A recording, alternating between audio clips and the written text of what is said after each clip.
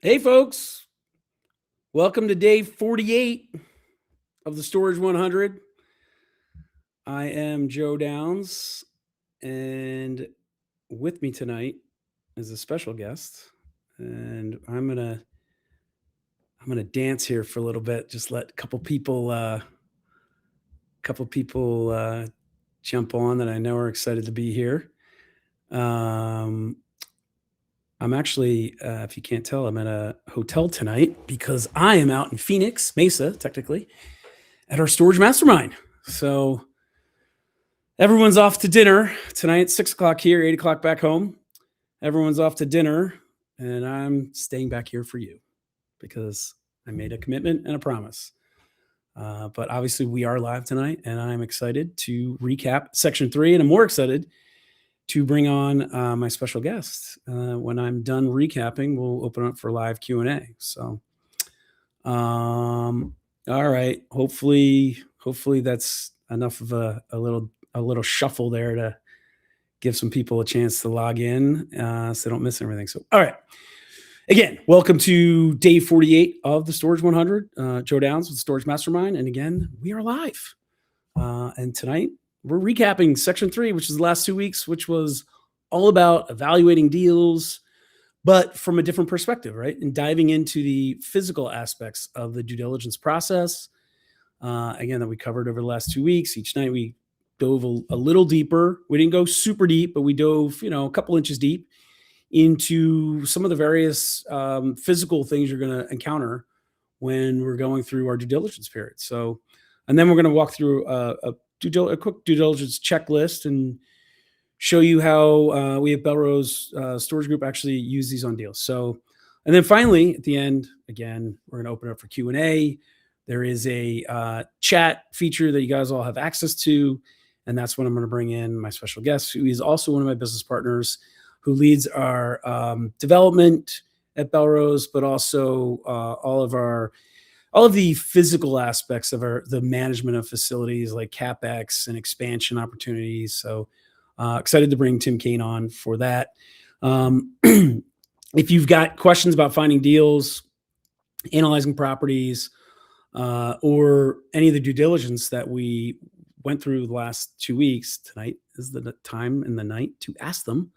So let's get to it and dive in to the recap. Here we go. Okay, so if you've been watching section 3 in order, then you would know we started with finding deals. We covered how to find off-market storage facilities, how to reach out to owners, and how to build relationships that lead to deals. And then we moved into analyzing deals, where we talked about how to evaluate a storage facility, what red flags to look for, how to determine if a property is worth pursuing. And then from there, we went a little deeper on due diligence. So we've covered when to hire a third-party inspector, what they should be checking when they're doing the inspection. And some of those things we talked about were the phase 1 environmental report, what they are, why you need one, what to look for in the report, where to look for in the report, as well as the bottom line on due diligence, which is, that due diligence period is your last chance. It's your trust but verified period. It's your last chance to walk away in that timeline, to walk away without losing your deposit money, your earnest money deposit money, which we're going to get to at the very end of this. So that period and the checklist and the items on that checklist and the sub-items on that checklist are critical steps. And there are things that we don't rush through. We dot I's, we cross T's, we put on the belt, and we throw on the suspenders. We don't skip steps. And then we talked about walking the property, what you do, checking the units, assessing the condition, looking at the locks, looking at the physical aspects of the facility. We spent some time mostly looking at the bigger ticket items, like what do we look for in the roof, the HVAC system, if there is one, asphalt, if there is asphalt, or gravel, if there is gravel, and if there isn't gravel. We didn't really cover it, but hopefully we're going to get gravel. And then of course the gates, not just to name a few things we talked about the last 2 weeks. And again, we covered those, not everything. I mean, we could do a whole series on everything you should cover, but and maybe we will. But we covered these because these are the items that can bankrupt you, right? These are the big ticket items that if you miss them, it could be a really big deal. And I know when I do bring Tim on, he's probably going to there's some very fresh examples I'm sure he's going to want to talk about that were unfortunate for us at Belrose, but I'll hold you a little suspense there. And then we learned how to calculate your immediate capex needs, how to plan for what you do and what to spend, what you need to spend on day one to make your facility rent ready. What are the important items? What can wait? And then we moved on to everyone's favorite topic, which crosses over into legal, which is, I say, slightly less exciting than legal, but these two are so thrilling and just twisted together because you're dealing with your attorneys when you're talking about surveys and zoning, confirming the property boundary lines and making sure the property is legally allowed to operate as self-storage, not just yesterday, but today and tomorrow. We covered all that. And I say I was obviously being facetious when I say it's exciting because it isn't, but it sure does get exciting the wrong way if you miss something here, right? It's exciting might not be the word to use, but let's just say it gets interesting if you miss something. So you don't want to miss anything there. That's why these kind of look, for me, they're boring, but my goodness, are they important? So we covered, in addition to that, we moved on then to the title commitment. What is it? How to review it? Why skipping it is a terrible idea. And then I think the next day we talked about due diligence and the period. How long should it take? How long should we give ourselves to accomplish everything we need to accomplish in that due diligence period? What those periods should look like, depending on whether it's a value add acquisition or land. Why rushing it through that period is dangerous. We talked about how to negotiate enough time and more time. And remember, never, ever let a seller pressure you into a timeline in a due diligence timeline that sets you up to fail. But always be realistic. And if they won't let you be realistic, or if they won't be realistic with you, you can't be their buyer. That's just a hard no. So that's not something that we want to get ourselves into. All right. Over the past 2 weeks, we talked a lot about due diligence, obviously, but we also covered the absolute deal breakers, right? So what were they? There were things like, these were the things you walk away from the deal. No questions asked, walk away. So what were they? They were environmental issues. That was a huge one. Because remember, if the soil is contaminated, you can't fix it easily and typically not affordably. There's some scenarios where aren't not so bad, but a lot of times it's bad. We covered title defects. Those are things we're going to walk away from because if the seller doesn't truly own the property, you can't buy it. It's that simple. And then finally, physical structures, structural failures, I should say. A collapsing foundation or a roof that needs to be replaced that you missed, that'll eat away all of your profits, maybe in the deal, certainly for a couple of years. Don't be afraid to walk away from these types of issues. Knowing when to say no is a critical skill set. And I know it's hard, and we do a lot of coaching, mentoring. It's hard, especially when you're new, because it's exciting. It's hard to find a deal, right? And then you get a fish on the line. They're on the hook, and you want to reel that thing in, and you do, and you're reeling it in. But then you find out, something wrong with this fish, right? It's got 3 eyeballs. It's not fish we want to eat, right? So when you see that, we got to let it go. We got to unhook it, cast it back into the sea. Let some other fool catch that fish and eat it. That's not for us. So knowing when to say no, as exciting as it can be, and this is near and dear to my heart because I was always on the front end acquisitions and I had to be told no a lot. In fact,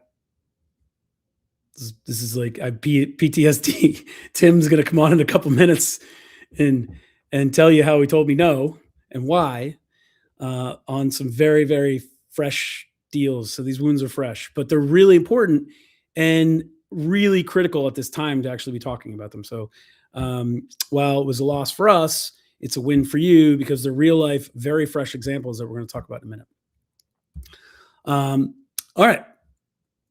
We really covered a lot in the last 2 weeks in section 3. And, I hope you found it very informative. And I hope tonight you brought your questions because now is your chance to get answers to those burning questions. So please drop them in the chat. We'll tackle as many as we can. And maybe you're wondering about finding off-market deals, or perhaps you've seen a red flag and want to know if it's a deal killer. Well, tonight's the night to don't hold back, right? Let's get after it with questions. This is a live Q&A. Drop your questions in the chat. Let's make it interactive. Tell us what's on your mind about evaluating deals or due diligence, whether it's something that you're concerned about, something you've heard about, something that scares you, something you're nervous about going through on your own. Just drop the question in the chat. I can answer them, and certainly Tim can answer them. So, Tim, if you are willing to join us, and looks like you are. Hello. Tim, while we're waiting for some questions to be formulated here, is there? I don't know why I want to do this to myself, and I know it's painful for you too, but we just covered for the last 2 weeks. I don't know if you've been following, but the last 2 weeks I just told you what we covered, but each night we were going into a little deeper dive into different topics like survey and zoning, and we didn't cover. I think we did cover. I don't want to say it, but we did cover. I don't know which one you want to start with. Our last 2 deals we lost, there've been a few deals we lost, and actually students. So I'm thinking of one of ours, and actually a couple students lost some deals because of things that we just covered in the last couple of weeks. And I shouldn't say lost. I should say backed out of. Right. And it's funny, and I'm going to let you tell the Ithaca story here in a second. But do you remember you called me to let me know what the issue was, and you said, "Man, we just can't catch a break." Yeah. And you were right, but at the same time, after I paused and thought about it, do you remember what I said to you? Yeah. It was a blessing. I mean, I said, I think we just did.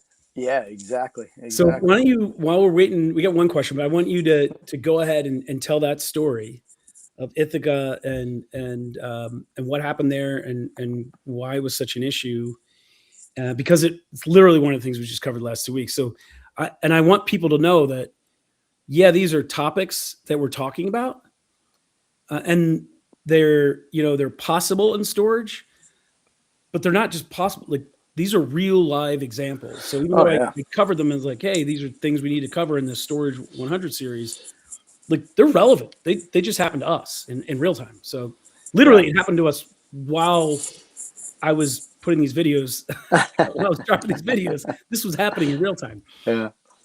Yeah. I mean, and Joe, one thing to point out too is, this was over the holidays as well. So this is a facility we had under contract, and we were in our due diligence in Ithaca, New York. And there's always just an element that you and I have talked about of going under contract during the holidays, kind of that Thanksgiving to New Year's break, where a lot of third parties and small companies, title companies, attorneys, engineers, kind of everyone goes on cruise control.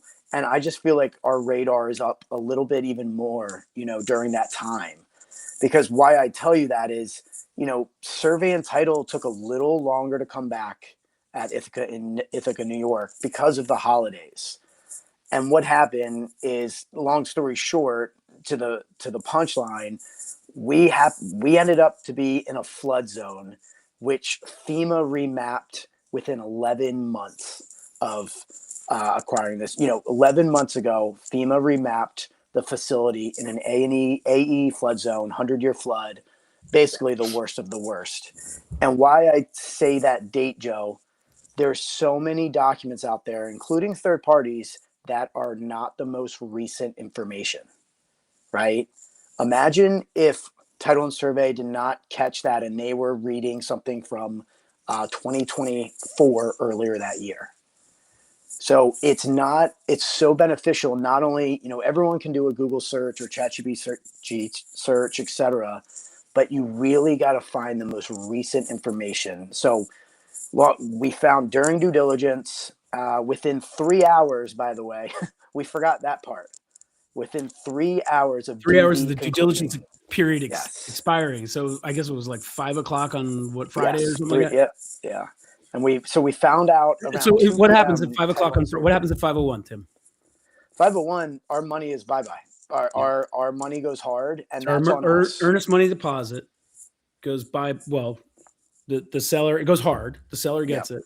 Yeah. So that was what, 30, Oh yeah, it was up there. It was 30. 30 Yeah, grand. 30 grand, and then yes, it goes towards closing, but our insurance, it wasn't even in question that we could move forward with this deal, because adding flood insurance in that flood map, in that flood zone, it was a deal killer, just like you went over before. How much was it, Tim?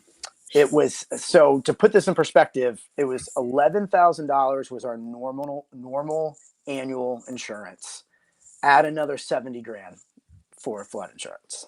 So for folks watching, listening, watching the replay, whatever, that additional $70,000, had we closed on this thing and we not caught it and closed, we would have been required to get that insurance.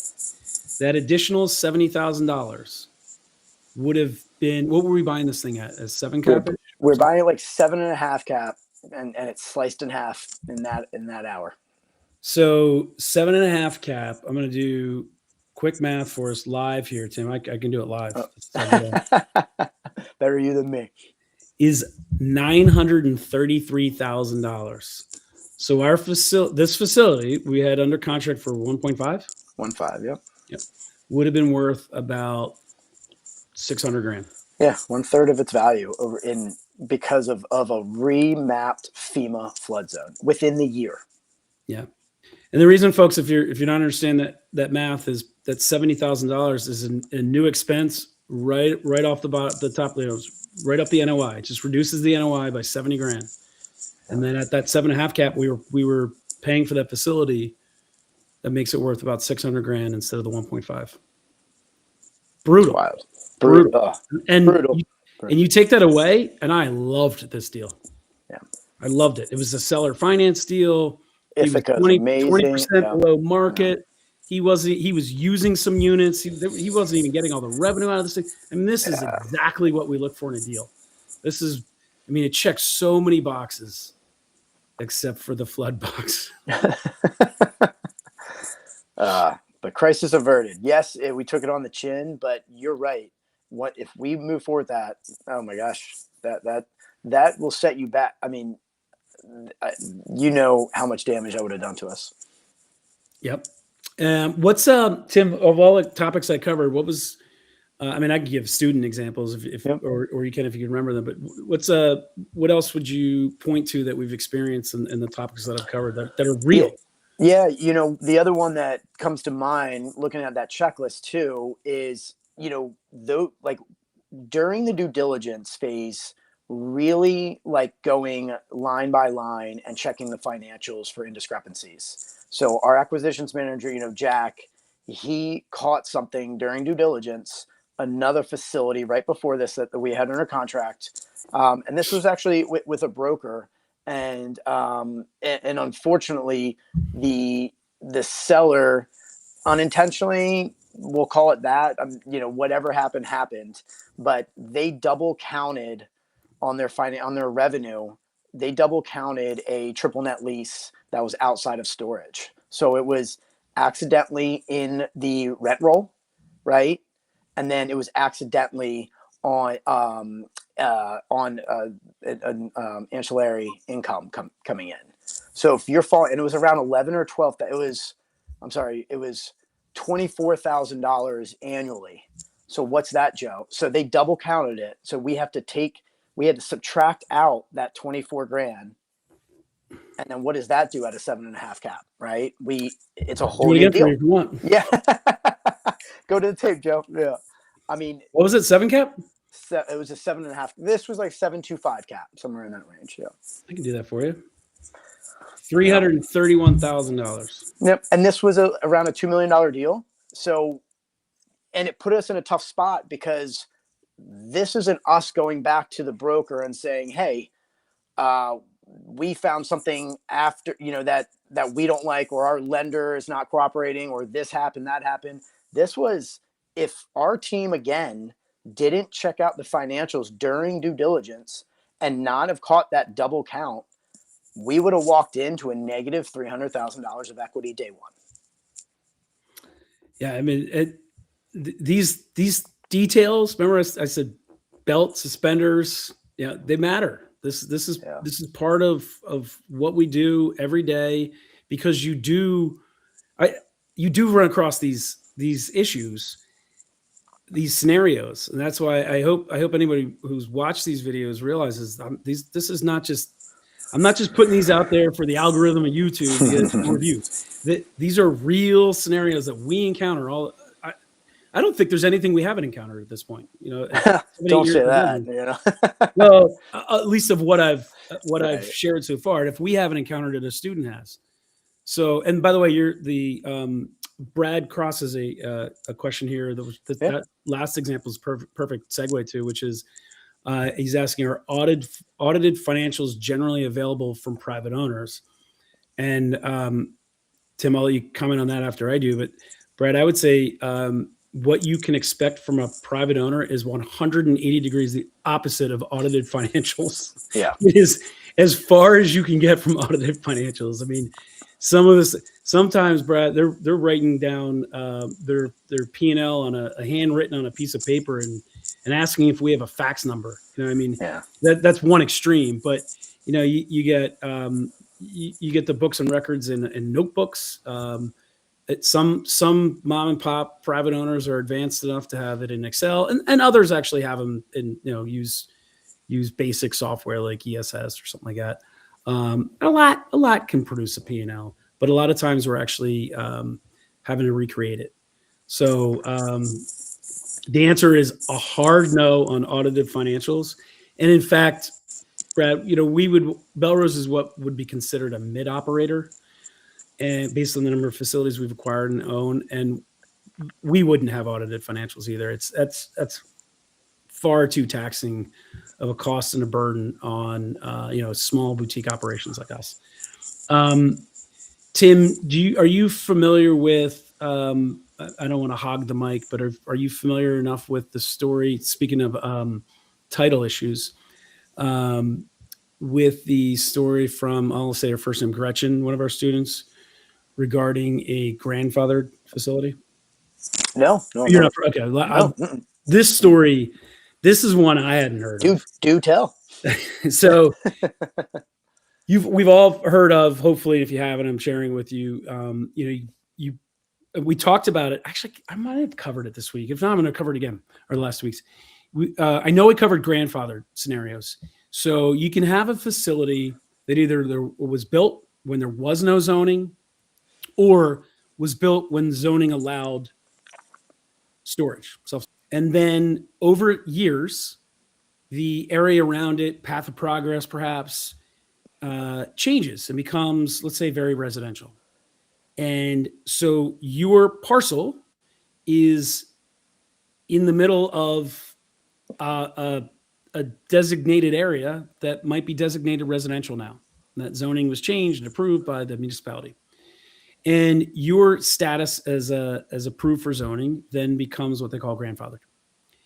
And you have to be careful there. On the one hand, it seems like you got a moat around your facility as long as you can maintain that grandfathered status. So, in fact, I just did a podcast with Jason Mandel, our attorney, that we recommend to a lot of people, who we talked about this on the self-storage investing podcast, which was just released last Sunday. And he actually was the attorney on this deal, so I know the ins and outs pretty pretty down to the detail. And so on a grandfather property, just what I covered this past week was you keep that grandfather status, but when you're buying it, you definitely want to get a letter from the municipality saying, acknowledging, yes, you have a grandfather status. You want that, and that's transferable, and you want to transfer that, and it should be transferable, I should say, because what one of our students, Gretchen, found out with Jason as her attorney was, and this was fascinating because I had never heard of this. This particular scenario, the facility was grandfathered with an asterisk. It was grandfathered for the buyer and one more buyer. Wow. So it was allowed to be sold one more time and could maintain its grandfather status. Gretchen was coming in to buy this thing 2 buyers later. So the buyer, the seller, I should say, she was under contract with, going through her due diligence, and Jason and his team found this. That seller was actually not zoned for storage anymore. It had gone past, it had one more transaction went through. So they missed it when they bought it. An attorney wasn't involved, or they didn't do a survey. They didn't do whatever they did. They didn't perform all of the steps to confirm, including getting a certification from, or a letter at least, from the municipality saying it's, yes, you can still operate this as storage. So that seller was dealt some pretty bad news. Obviously, Gretchen couldn't buy that facility because she's buying something that's not even zoned for storage. But the seller themselves that own and operate that facility aren't zoned for storage, and nobody knew it. Now, mum's the word, I assume, and I don't know what's going to happen with that facility, but and I'd never seen that where, usually your grandfather, and you just have to maintain that status, and then you still have to guard against things. It's still a risk, because what else can happen? Fire, tornado tears your buildings down. If you lose more than 50% of that footprint, and you don't have that certifying that you can maintain this as self-storage, you're at a loss there too. If you don't have that, even though you bought it, grandfathered, it was grandfathered in. If you lose if you lose more than 50% of that building, you can't rebuild it as self-storage. And in fact, today at our mastermind, this subject came up and we were talking about it. And one of the buyers said they were buying a facility that was grandfathered. And again, your first instinct is, awesome, I got a moat around me. No one else is allowed in this area. It's captive audience, right? Especially if it's residential around you. But they wanted to expand because there was additional land there. They wanted to expand it. And folks, you should never buy any facility based on expansion. It should stand on its own. I think we covered this past 2 weeks as well. But the upside for them was expansion. And what they found out was this thing was, great. Talked to the attorney and said, you could put it under contract. And actually, this is 2 lessons in one here. You can put it under contract, but I would give yourself a longer due diligence period, because you got to go to that municipality and make sure you can get that letter that extends to expanding that facility. Because if you can't, and you're buying it to expand, you don't know that you can expand. They might grant you a variance to do it, because now you need a variance. They might grant that variance. They might not. So that's why you have to buy that facility where it stands on its own. You're buying it based on what it is. And if you can expand it, cherry on top. Tim, let me throw some questions at you here that we're getting. Yeah. So, yep, I'm tracking. Audit financials we covered. Where can we find more links? Hopefully, Drew, thank you for sharing the YouTube. Folks, it's on YouTube, by the way. It's called the Storage Mastermind. You can find it. Just Google Storage Mastermind YouTube. You'll find it. We got the link. Great. Is proximity, Tim, to a former gas station always a deal killer or something manageable? I'm reading it right here. Proximity to a former gas station. Yeah, so it is a former gas station. It's pretty hazard. It's very low probability that you're going to get that through environmental. So it's going to automatically go to a phase two. You know, in What does that mean? environmental phase, What does that mean as the buyer, Tim? You're that telling me it's means automatically. What does that mean for me as the buyer? yeah, so that means your radar's up already. You know it's going to have environmental issues. You know, the environmental phase ones come back with RECs, and that's historical data on things like it was a manufacturing plant and they used the dangerous chemicals. It was a former gas station, or it's been storage the whole time and there's no RECs.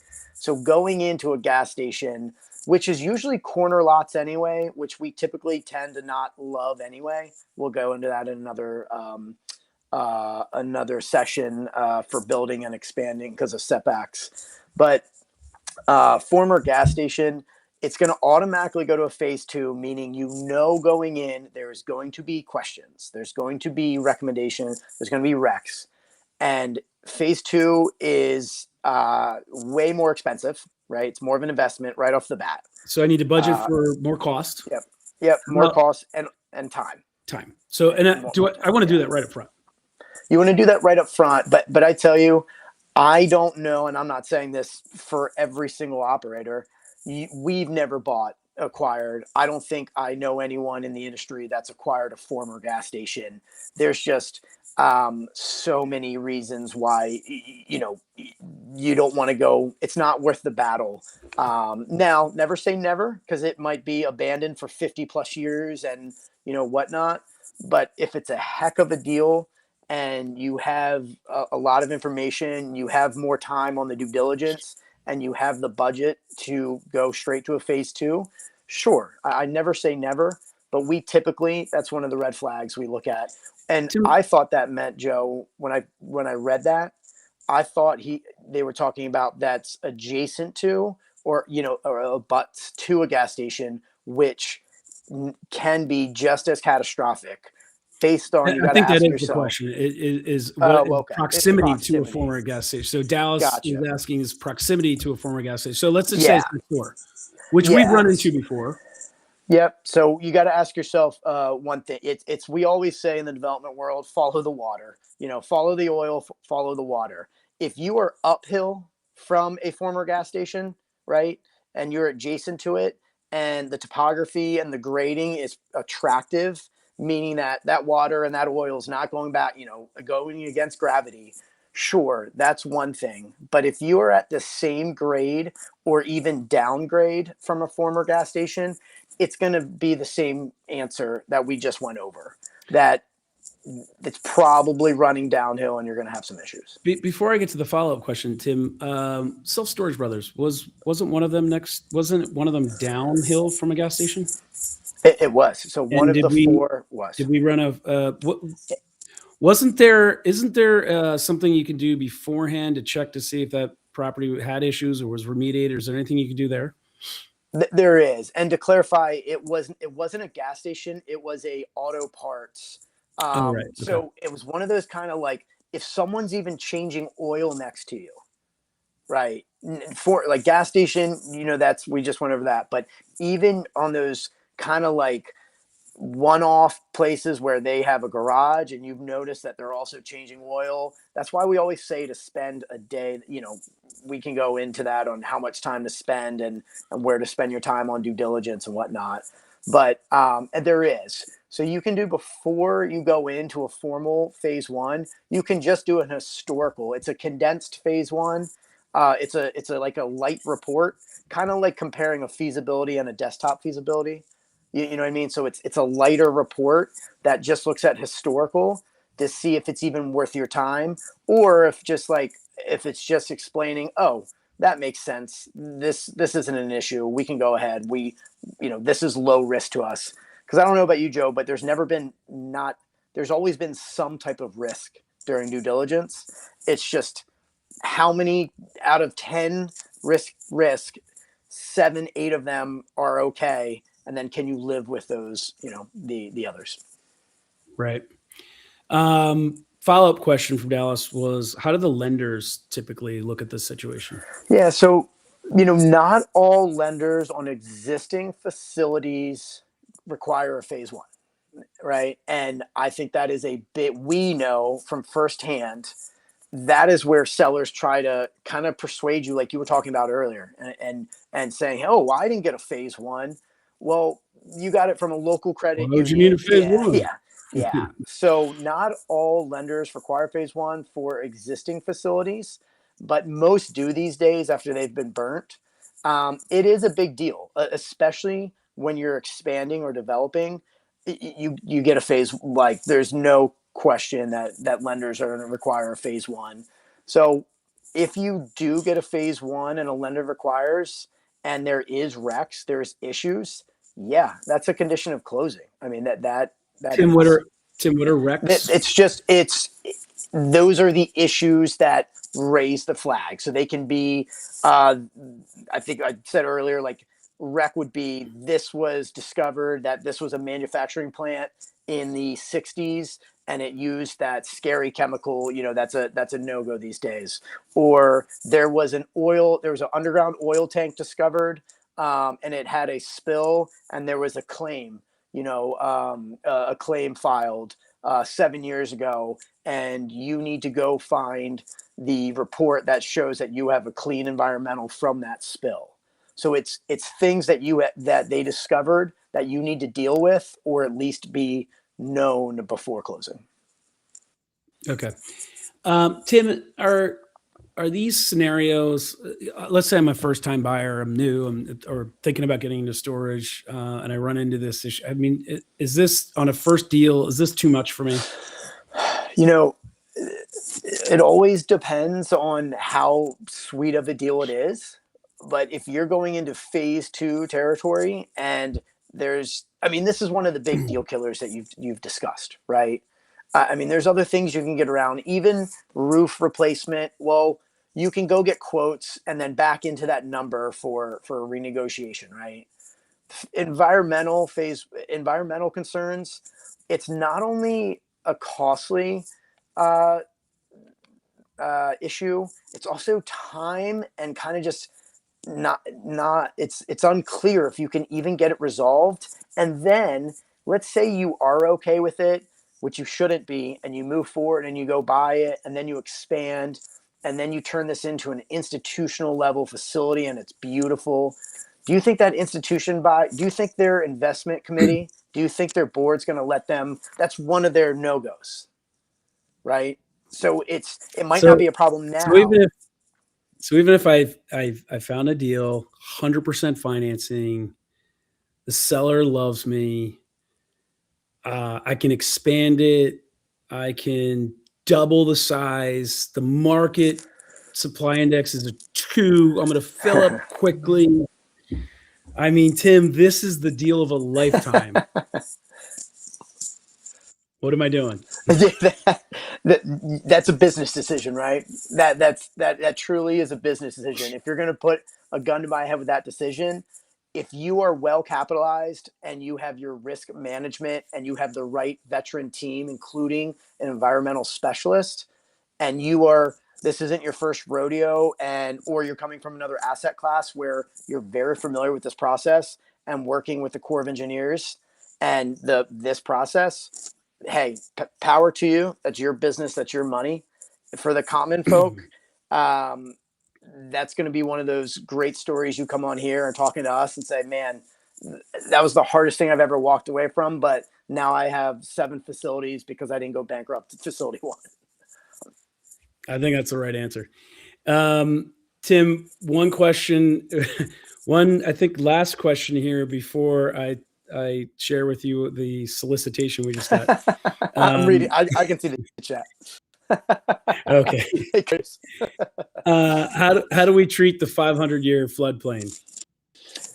Key to the action process. Yeah. So why this is it's usually caught during the survey and title, like the report, the zoning report, and the survey title search, right? That usually is done by our attorneys, or your attorney, your team. It would have been caught way sooner, but because of the holidays, and then as well as it just changing for the remapping FEMA, it went under the radar a couple more weeks than it should have. So the key to the inspection process is do your title and serve report as soon as possible in your DD. And then, because we had a third party report as well that unfortunately it was not flagged because it was using outdated information, which, you know, there's always checks and balances. It's always great when separate vendors and third parties are a checks and balance. So the title and survey caught it, and it's already built in there. It just took longer than it should have, and it was a very hopefully the only time this happens. So it's in there Okay. already. One more question before we get this solicitation. I don't know if we want to address Curtis. This could be a first where a transaction is made on a live. Curtis, I'm going to address it. Everything's for sale. Yeah, there you go. Tim, what are some items that I've addressed in the last 2 weeks that there are workarounds for? And before you answer, and I think I have an example that you and I just discussed on a podcast as well. In the mastermind today, this actually came up, and what we said was, look, a lot of times problems, issues, hair on the deal, sometimes are opportunities. If you have the resources and know-how and understanding to work around them, a lot of people will run.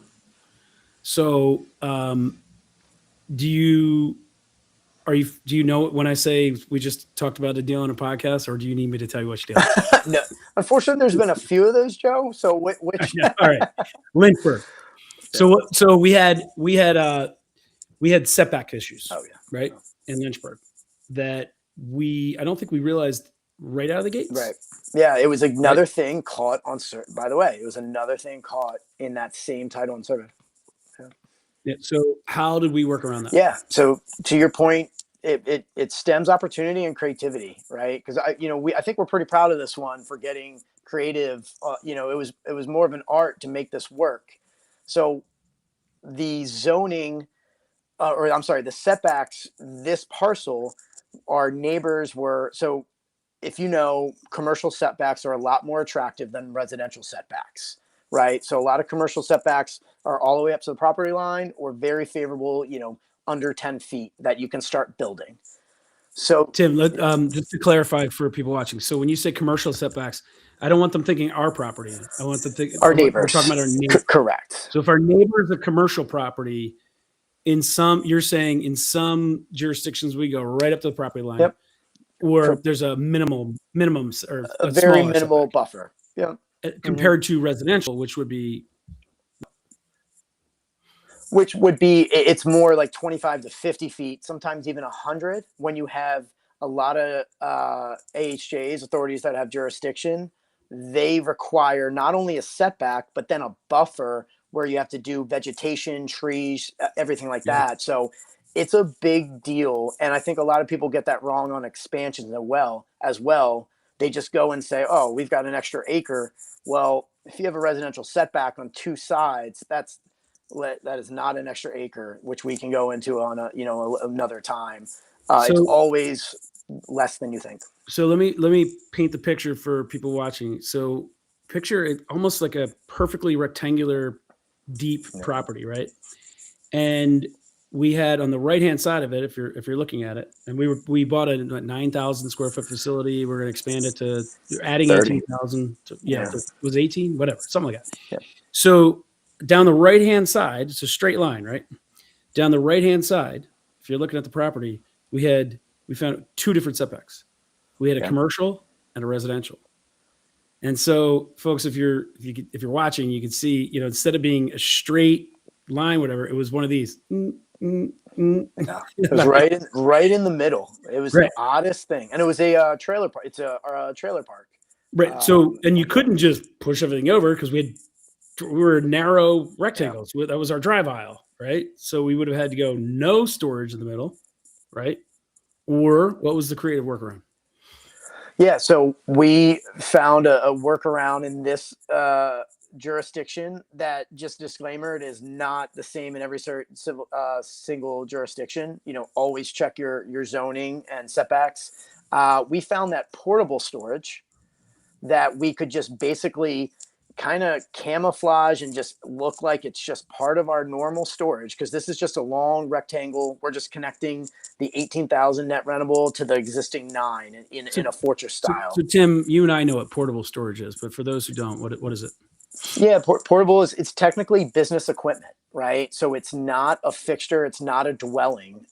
It's not, you can't depreciate it, right? It is an actual, think of how jurisdictions use sheds. This is literally storage that looks like storage to the naked eye. A lot of times you can't tell the difference, but this is storage that, if need be, you can move, usually with a forklift, but it is portable and it is not a dwelling. You said you can't depreciate it. I think what you meant is it's not on the typical commercial correct depreciation schedule. Actually, you can depreciate it. Yeah, as business equipment. Yeah, yes, as business equipment. Yeah. Yes, but not as a dwelling.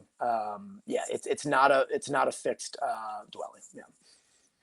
All right, so folks, there's there's different types of portable storage. Are we doing promos on here? Yeah, we'll throw a little promo. We'll tell them who we used, right? So I believe, did we use Boxwell? Yeah. So there's a company called Boxwell. They make portable storage, as Tim described. It when it's assembled, it comes like flat packed. When it's assembled and standing in place and functional for a customer, I mean, it is identical to construction built permanent storage. And so we had this boundary line, and we had the permanent structures up against as far as we could go, right? And then we took the portables and just built them and dropped them right in place, right up. So they were right in line with front and back, I guess, of the permanents. And then we picked back up the permanent construction built storage, right? Once we were back into the commercial property line. It was a really bizarre situation where you had that kind of cutout there. Folks, you can't tell the difference. And in fact, they rent the same. They rent the same. They rent the same. Yeah. We had another facility in Florida, in Apalachicola, where there was a whole row of them. And the appraiser and the surveyor didn't realize they were permanent, or they were portable. Yeah, because when you push them together, they just look like they were built. It's a great workaround. And you place them. Wasn't there a boundary line issue with that one, Appalachian? We had to, didn't we have to secure them? It was a portable. Well, that was so we could finance them. No, but wasn't one of them about a foot over the boundary line? We had to get a variance for it. Yeah. So, little things like that. Those are things, but it's opportunity, to your point, right? Because I think you and I can both agree, we've not done a deal that does not have hair. Right? Yeah, there's always something. Especially in storage, because a lot of times they were built a long time ago, before zoning, no zoning, or that now there's zoning, whatever. So Dallas, that's one example. I'm trying to think of another one. I just had one on top of my head, now I'm forgetting it. But that's one example of an item where we had a boundary line issue with setbacks, and we've because of portables, we were able to make it work. And we've gone twice now to phase 2s, by the way, and they ended up being nothing. Yes, it was an additional investment, but it was peace of mind that our guard was up. We elected to go phase 2 because we felt comfortable, and it ended up being nothing. So I don't want to scare absolutely everyone from a phase 2 environmental. So there's certainly workarounds. And we always got to remember, Joe, what I really liked about what you said earlier, that don't let the sellers kind of push you around and rush you. We're on the sales side all the time too, right? And I tell you, once you get something under contract, or you found the right buyer and you vetted them, you're in this. You want that buyer to close. Yeah, you don't want to put it back out on the market, because you're going to have the same issue again. Same issue. Right? So whenever you think you have, and Dallas, and everyone watching and listening, the other thing you can do because sometimes you find these issues when you're under contract. We just talked about all the ones we found under contract. When you bring that issue to the seller, a lot of times they will give you an extension because of what Tim just said. You don't want to take it off them or have to put it back out on the market. By the way, when it's out on the market, if it was a listed deal, people start asking questions. Hey, this was under contract. Now it's back out. What happened? What's wrong with it? Exactly. And then you're disclosing it anyway. So you're better to work with the buyer you have in hand as the seller than finding a new one and having them start the process and the clock all over again, renegotiating the deal. Are you even getting as good of a deal the next time around, because they're coming into it thinking something wrong with this thing. I just got to find out what it is because it's back out on the market. So I don't want people thinking, oh, once you found it, the deal's over, or I'll never have enough time. In fact, in the flood issue in New York, he gave us first 2 days. Yeah. And then In 2 another weeks. 2 weeks. Yeah. And we didn't even use it because we just said, look, no matter what, we could, why? Because it was seller financed. And he said, I won't require you to have insurance. Don't fall for that, folks. Yeah. Because who's your buyer? To Tim's point earlier, you take a mom and pop, you turn it into an institutionally managed, run, turnkey facility. Who's your buyer? Your buyer's going to do some work. You're going to have to disclose it to them that you're in a floodplain. You don't have the insurance, and the deal's not going to work. So sometimes people get cute. We're talking about workarounds, but workarounds don't mean getting cute and skipping steps and just, we'll figure this out. No. Yeah. You have to always remember, you got to get out of this thing someday. So it's not just about what you can do or the seller is willing to accommodate for you. Your buyer isn't going to want that scenario. They're not going to deal with it. So it's going to devalue your property. So, yeah. Tim, this has been awesome. Thank you so much for joining me. I'm going to ask Drew to bring my deck back up so I can land this plane here. So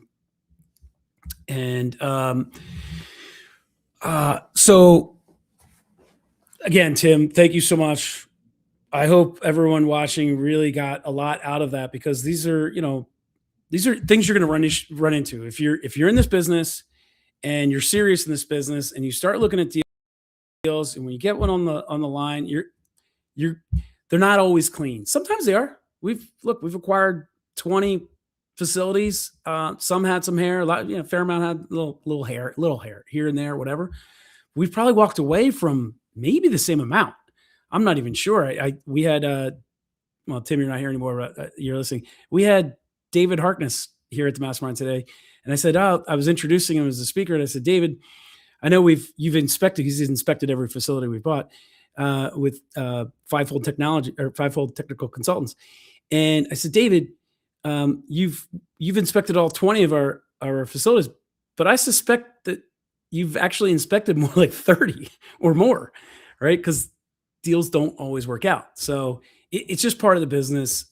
Factor it in, and plan for, when you're setting yourself up to look at what can I afford to buy, where should I be looking, what's my buyback, all that stuff. Factor that in. There's going to be some loss here with some legal, and things are going to pop up that we call them dead deal fees. I mean, there's going to be a couple grand here and there that it sucks, but it's part of the business, and it's better than what were the 2 examples I gave you tonight. Buying something for that's 300, overpaying by 300 grand or overpaying by 900 grand.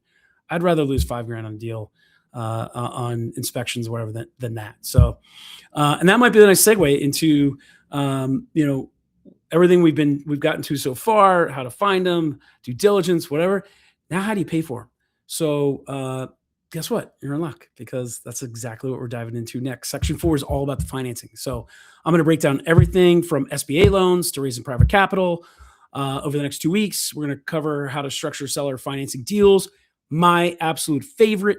And then, and sometimes we haven't done it yet. We have not crossed this bridge. However, one of our students is working on one of these deals right now. In fact, I need an update.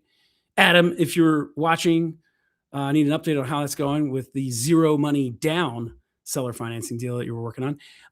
And we're also going to cover financial jargon like cap rates, which we have covered some of this stuff already, but we're going to go in more depth of cap rates, NOI, DSCR, and more. And by the end of section 4, you will be able to underwrite a deal with an air of confidence that you might not have had prior to the series. So get ready to master the money side of self-storage because Section 4 kicks off tomorrow morning. All right, now it's time to land a plane. Thank you for joining tonight's recap. Thank you again for Tim for joining me. I hope you found it beneficial. If you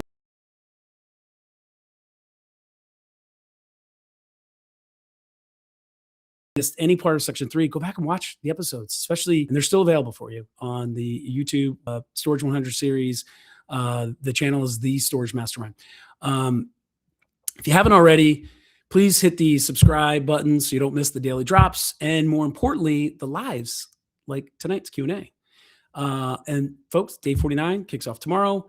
We'll be covering the earnest money deposit, or the EMD, and how to structure it and how much you should risk. It's really kind of the first thing you need to understand when we're talking about the money, the money aspect of a deal, from financing and equity and whatever. First thing we do is in our offer, our LOI is, what's our earnest money deposit, right? It's price, how much am I willing to put down, and how do I structure it? So small favor to ask you here is to give this video a like if you watched it and you feel it deserves it.